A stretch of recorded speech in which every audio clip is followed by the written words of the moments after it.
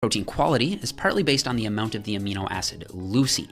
Leucine is very important because it is the so-called trigger for stimulating mTOR, which then triggers new muscle growth. So let's take a look at how much of different protein sources you need to eat to hit 3 grams of leucine, which is a decent ballpark figure for maximizing the anabolic response to a meal. So in the table here, you can see that whey protein comes out on top. In just 29 grams of whey protein, you'll be getting 3 grams of leucine, and for just 145 calories. You can also get 3 grams of leucine and 40 grams of protein from chicken breast, and that would only cost you about 200 calories. Moving down the list here, you can see that you'd need to eat over 2,000 calories worth of whole wheat bread to hit 3 grams of leucine.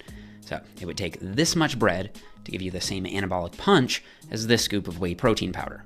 And as a general trend, animal sources of protein are higher in leucine than their plant-based counterparts, especially per calorie. However, this issue nearly goes away once we introduce vegan protein powders like soy, pea, and brown rice isolates, which also offer 3 grams of leucine for less than 200 calories. But leucine isn't the only factor that matters for protein quality, because even though leucine will always spark the new muscle growth, you still need the other 8 essential amino acids, or EAAs, to actually build the new muscle. For EAAs, we use something called the DIAA score, where the higher the number, the more EAAs that are in that protein source. Once again, you can see that dairy and animal proteins come out on top. But a very important caveat is that these tables all refer to proteins being eaten in isolation. In the real world, people combine various different foods and are almost guaranteed to get enough leucine and enough EAAs by simply getting enough total daily protein. So this isn't something I personally nitpick over, and it's why I think protein quality is actually much less important than many people realize.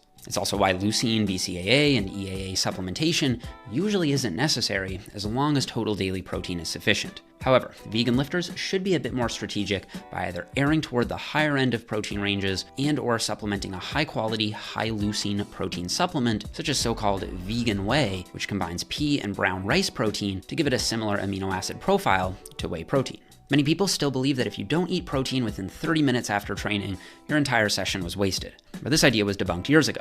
In reality, as long as your pre-workout and post-workout meals are within roughly 4 to 6 hours of each other, you'll be maximizing the anabolic response to training. A possible exception to this would be if you train fasted, in which case you should try to consume some protein as soon as you can after your workout. Perhaps a more important but less discussed timing variable is consuming protein before bed. The study from my friend Jorn Trommelen and his colleague Luc Van Loon describe pre-sleep protein as an important protein feeding opportunity. They suggest consuming roughly 40 grams of protein before an overnight fast to improve overnight muscle protein synthesis. This is personally what I aim for. Granted, 2 other longitudinal studies that directly tested consuming a slow digesting casein protein either before bed or in the morning found no significant